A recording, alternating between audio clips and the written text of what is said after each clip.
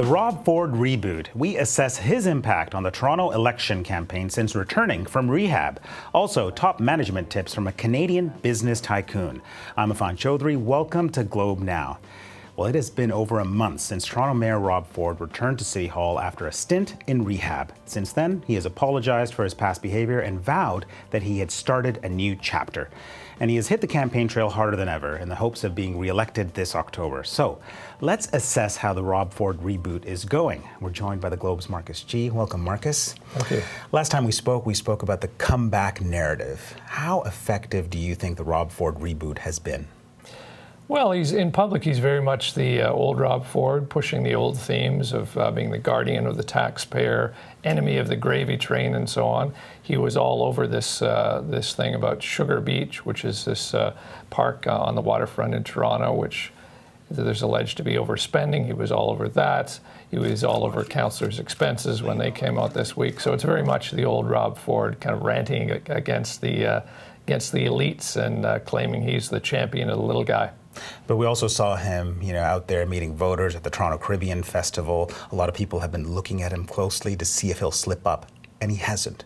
That's right. I mean, you just never know with Rob Ford what's going to happen. Every time he says he's clean and sober, and over all his troubles, he has more trouble. So I think everybody's sort of expecting him to stumble. He hasn't so far, so that's good.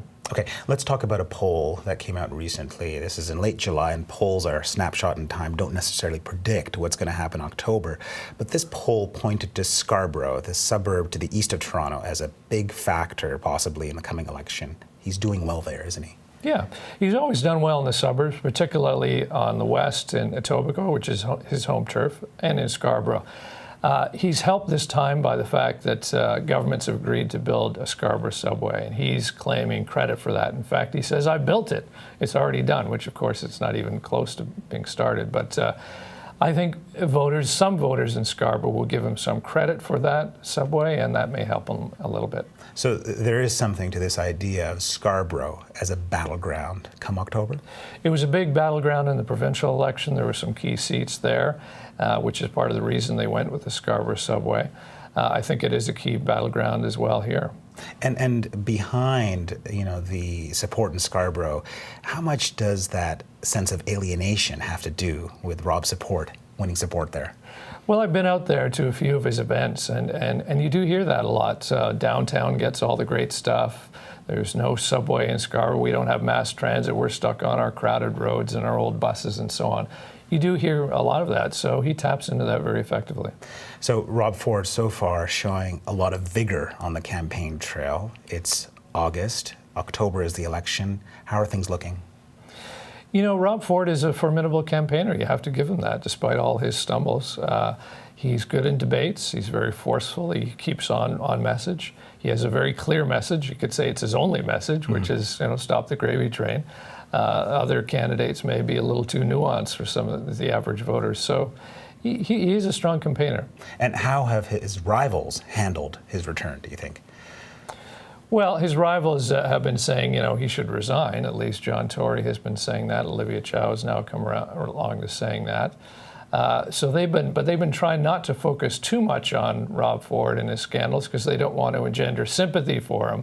Everybody's beating up on him. The media is beating up on him, and they don't want to create a kind of sympathy vote. Interesting. Well, thank you so much, Marcus. Well, we want to hear from you. What do you think of Rob Ford's performance since returning from rehab? Tweet us at Globe Now.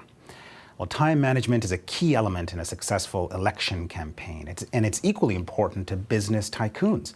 Well, the Globe's Sherrill Sutherland caught up with one of Toronto's busiest CEOs to get his tips on being efficient all of the time. I haven't used my alarm clock in I don't know how many years. I think my brain wakes me up every morning between 5:30 and 6:30 in the morning.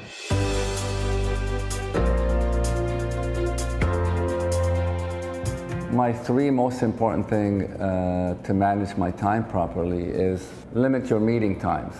So the minute usually somebody walks into my office or I walk into somebody's office, one of the first things I always say is, I don't mean to be rude, but I only have 15 minutes. And then that person knows, no sense talking about their drive here and the weather, and it's straight to business.